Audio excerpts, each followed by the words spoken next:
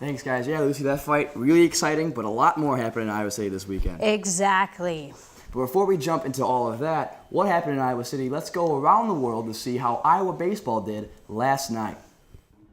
Iowa baseball still over in Taiwan for the University World Games, taking on the Czech Republic in order to advance to play for the gold. Let's start in the bottom of the third. Brett McCleary RBI double scores Tyler Croakley and cuts the Czech lead to 3-2. Later in the third, just then to give up a run in the fourth.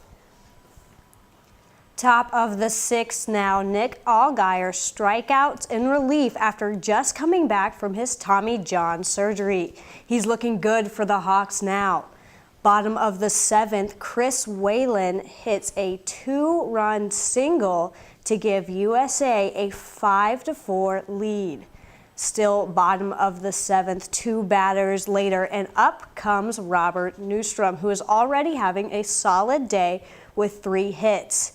Then he clears the bases with a 3-run double to right center field, giving him his 4th hit and giving Iowa the 8-4 lead.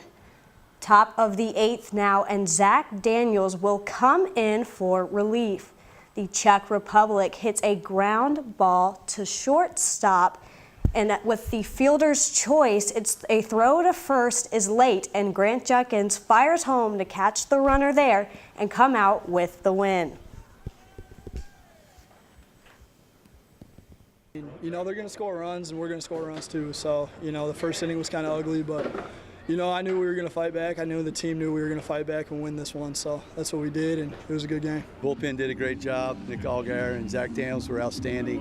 You know, Robert Newstrom had a big day. Chris Whalen finally broke out with a clutch hit late.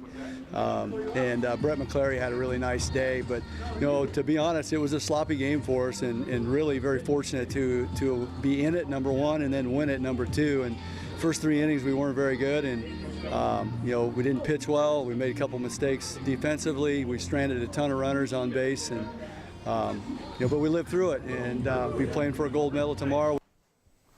The Hawks are able to get out of this one to now advance to play for gold tomorrow morning at 5:30 a.m. and they will take on either Japan or South Korea. So tune in tomorrow to hopefully hear about some gold medals coming back to Iowa City. On to Iowa field hockey, the Hawkeyes had the opportunity to take 2 of the top teams in the country. Field hockey opened up their season weekend with the annual Big Ten ACC Challenge on Saturday. The Hawks took on 15th ranked Wake Forest. The game started off all Demon Deacons, with Wake scoring the first 2 goals.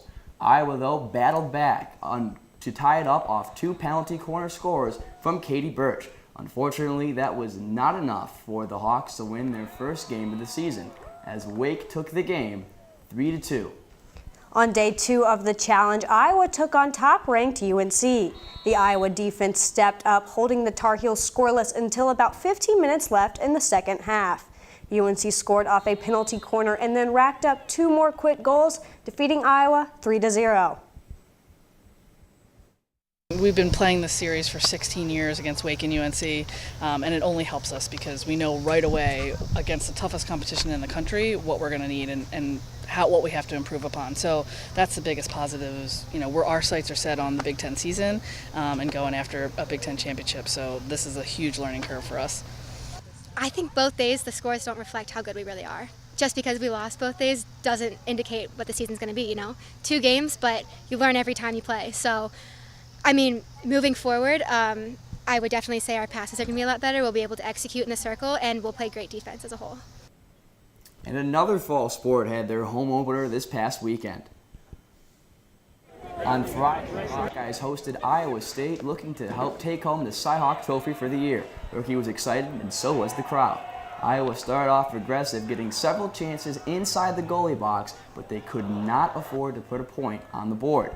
The crowd was getting wild up with each shot the Hawks took, as the offense was clicking and the momentum was all Iowa's. Skip to the second, though, and Iowa State decides that they want to get an offensive production and do as much as they possibly can, but they can't get past Claire Graves.